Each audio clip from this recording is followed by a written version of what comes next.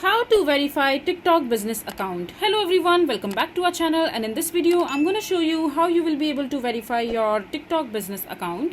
So for that, just simply open the TikTok help center, and after that you will be able to find the solution in order to verify your account. So first of all, you need to make sure that you have a prepared digital copy of your business verification document. Make sure that all text on your document is clearly displayed with your business license or certification number.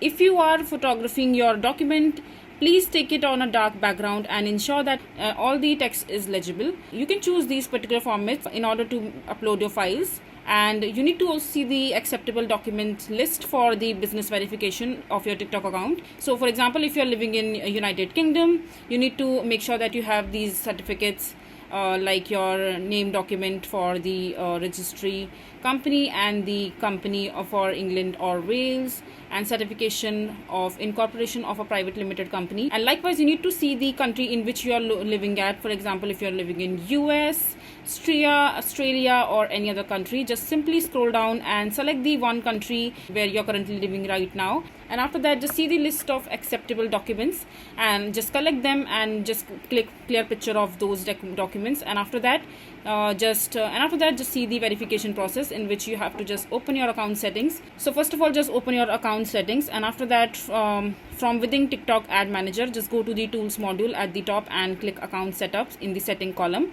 and from within business center just select your ad accounts and then click on go to account settings in the top right corner, and then simply verify now. Click on that and just click on submit. Yeah, that's how you will be able to verify your TikTok business account quite easily.